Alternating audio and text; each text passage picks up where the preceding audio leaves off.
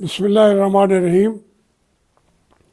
मेरे बेटियों, मेरे बेटों, मेरे मुल्क के दर्द दिल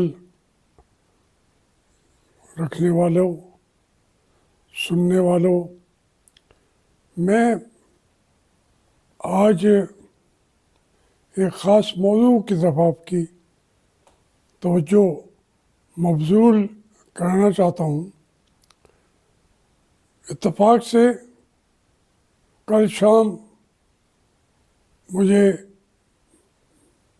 मेरे इल्म में आया कि सदारती इंतखाबात के लिए इमरान खान साहब ने महमूद अचकज़ई साहब को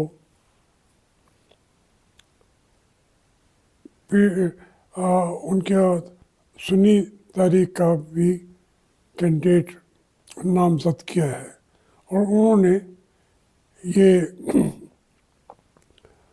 कैंडिडेटशिप कबूल भी कर ली है। अब वो मौलाना से भी मिले हैं, मौलाना फजल रहमान साहब से और लोगों से भी। अब उस पर बिलावल भुट्टो साहब ने भी बयान दिया है। मेरे बच्चों, मैं ये कहना चाहता हूँ कि एक छोटा सा सही फैसला, क्योंकि इससे सदारती इंतखाबात का बज़ाहिर तो कोई बहुत बड़ा फैसला नहीं है। सदर ममलिकत के पास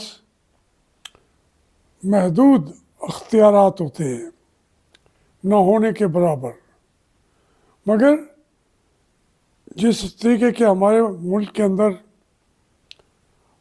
हम सियासी भंवर में फंसे हुए हैं, उसके अंदर ये इमरान खान का फैसला मुझे अच्छा लगा।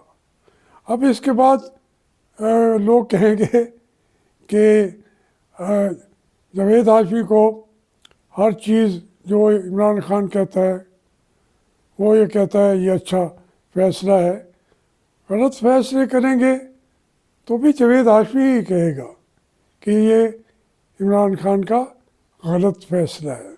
लेकिन ये फैसला इस लिहाज से मैं अर्ज़ कर रहा हूँ कि महमूद अचकज़ई वो एक तारीख़ का नाम है।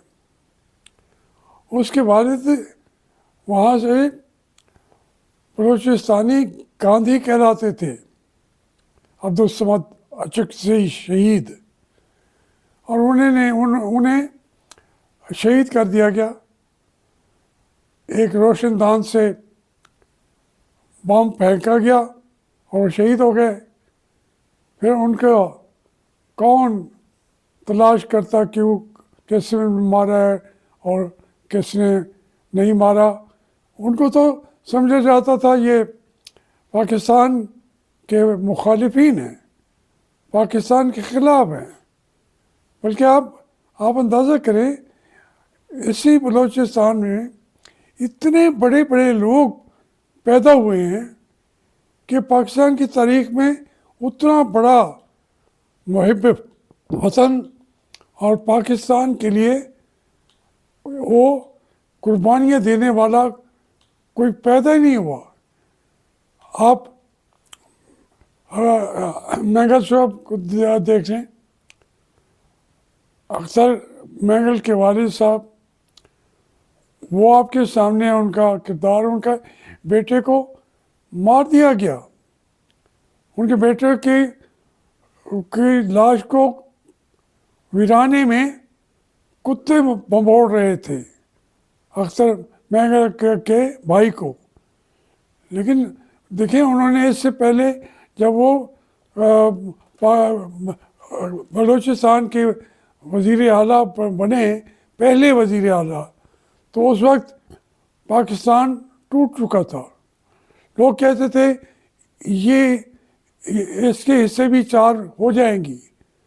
तो उस वक्त सरदार अताउल्लाह मैंगल ने कहा कि अगर आपने 4 टुकड़े किए तो हम लोग मिलके बलूचिस्तान का नाम हम पाकिस्तान रखेंगे।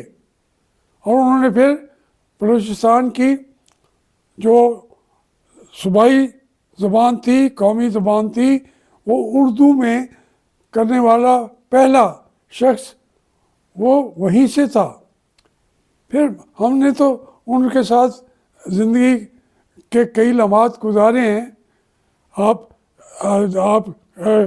हमारे नवाब अकबर बुगटी साहब को देख लें, वो उनके साथ हम जेलों में रहे, उनके पाकिस्तान के लिए कुर्बानियाँ देने के वाक़यात उस वक्त पढ़े जब वो कायद आज़म को उनके एक जिरगे के वोट की वजह से वो पूरा बलूचिस्तान पाकिस्तान का हिस्सा बन गया।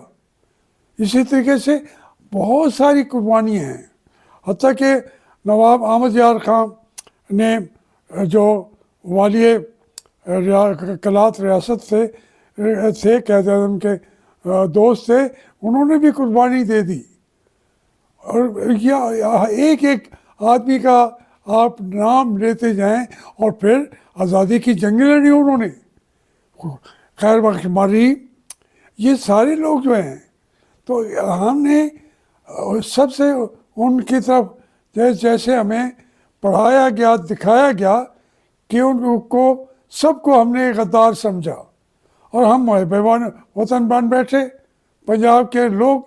और वो जो सही माने में जो मुहब्बे वतन है, गद्दार तो ज़्यादा पंजाब में ने पैदा किए।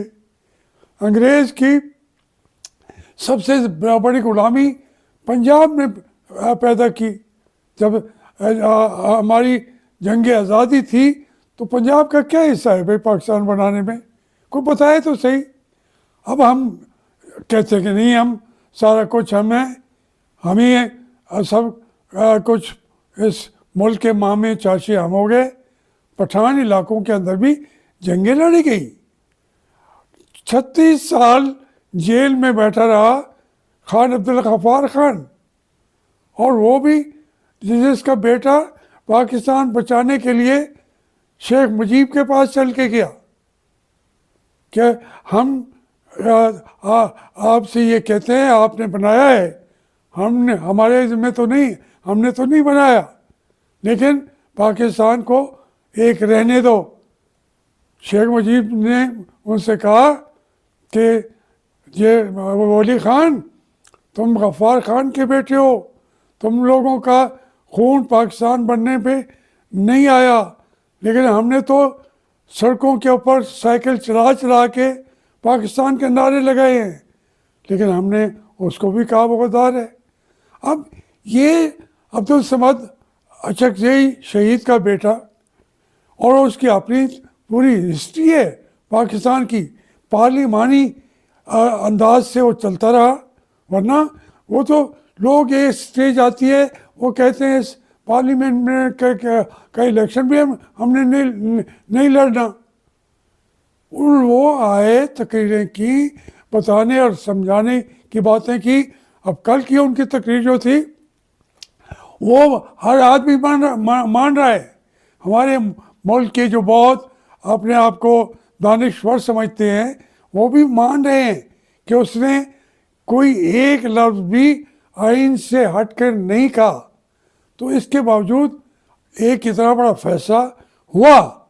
अब उसको अगर जरदारी साहब के बेटे कहते हैं, हालांकि उनको तो इनके साथ देना चाहिए था, जरदारी साहब कहाँ और अब्दुल समद अचकज़ई का बेटा महमूद अचकज़ई कहाँ, वो उनको उनके सामने सरेंडर कर देते। और महमूद अचकज़ई अगर आज अल्लाह के प्रेसिडेंट बन जाएं तो पाकिस्तान का तमाम मसाइल का हल बन जाता है। उनकी जहाँ आवाज़ होगी या उनका अपना वजूद है, वो पाकिस्तान की यकजहती की अलामत बन जाता है। लेकिन हम कहेंगे ये कैसी बातें कर रहा है, ये हमें क्या सबक पढ़ा रहा है।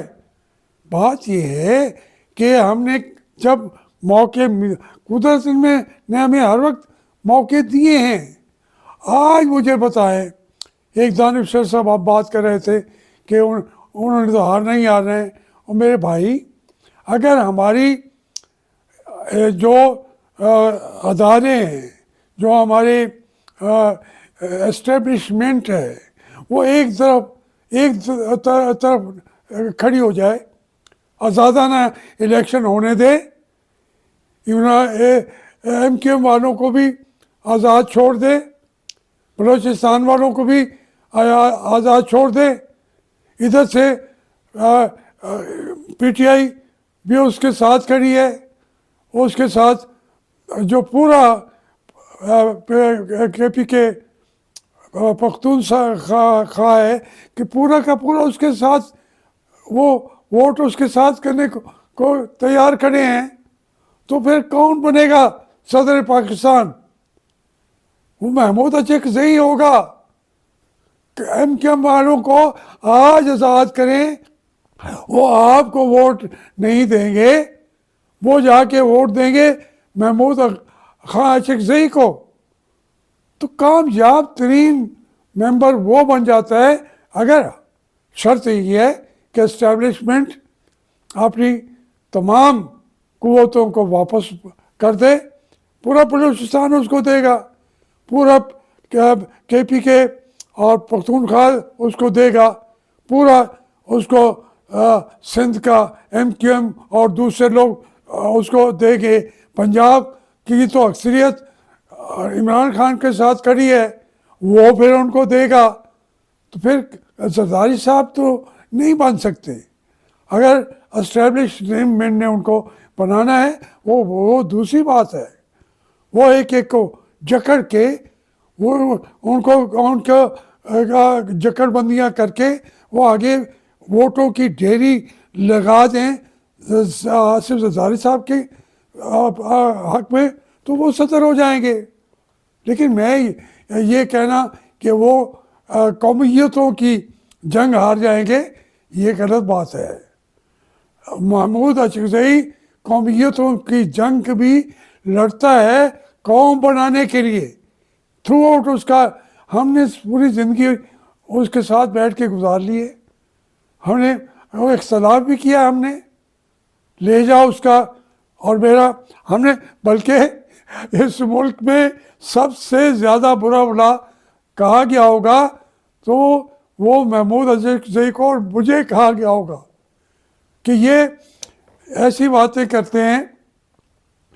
हम चूँकि फेडरेशन की सियासत कर रहे होते हैं, मुल्क की सियासत कर रहे हो, जहाँ पे हक पहुँचता है। आज अगर इमरान खान के साथ कौम खड़ी है, आम वोटर खड़ा है, तो हम क्या करें? मुझे बताएं। हम कोई एक्सट्रीमिज्म की बात नहीं कर रहे। ये शुक्र है कि इमरान खान ने ये फैसला कर दिया है। वो ये आप ये समझेंगे कि आप कोई उसने, देखिए इख्तलाफ तो होते रहे हैं। अब वो हमारे बड़े बड़े जो बुजुर्ग मेहर हैं, वो तजिए पर कहते हुए कह रहे हैं कि जी उसकी उन्होंने नकलें उतार दी, ये कर दिया महमूद अचकज़ई का, आप वोट कैसे देंगे? मेरे भाई, आसिफ जरदारी साहब को शहबाज शरीफ सब क्या कहते रहे हैं, इसके बावजूद उनका मुंह तो वही है, वोट भी वही है। क्यों वो अपने आप को ऐसा महसूस कर रहे हैं कि इमरान खान का वोट दे के फिर उसके पल्ले में क्या रह जाएगा? कोई ऐसी बात नहीं है। यही जमहूरियत होती है। इसलिए मैं हमेशा जमहूरियत का हक में रहा हूँ कि इसमें नाराज़गियाँ भी दूर हो जाती हैं, कौम इसमें तकसीम भी होती है, इकट्ठी भी हो जाती है। लेकिन अगर आप एक तीसरा जिसका ताल्लुक़ नहीं है, रिश्ता नहीं है, जिसका नाम एस्टेब्लिशमेंट है, अगर वो हमारी सियासत को चलाएगी, वो नहीं बनने देंगे महमूद अचकज़ई को, तो फिर ये उनकी मर्ज़ी है। लेकिन मैं फिर आज पूरी कौम से भी उसको मुबारकबाद देना चाहता हूँ, इमरान खान को भी मुबारकबाद देना चाहता हूँ। मैं तुम कि उसने ऑफ़र की, और महमूद अचकज़ई को भी मुबारकबाद देता हूँ कि उन्होंने ये ऑफ़र कबूल कर ली। इसलिए ये जो रास्ते हैं इनको बंद ना करें, ये रास्ता खोलने दें। महमूद अचकज़ई ही इस मुल्क का निजात दहिंदा बन सकता है। ज़रा अपने बंद जहनों की इन खिड़कियों को खोलो, समझो यहाँ कोई अवतार नहीं आएंगे आसमान से, इन्हीं लोगों ने इस मुल्क को चलाना है। उनसे उनके ज़रिए आगे चलोगे तो मुल्क बच जाएगा। अगर आपने ये हमारी एस्टेब्लिशमेंट ने मदाखलत की, जरदारी साहब को बनवाया, तो ये पाकिस्तान के लिए कोई अच्छा फैसला नहीं होगा।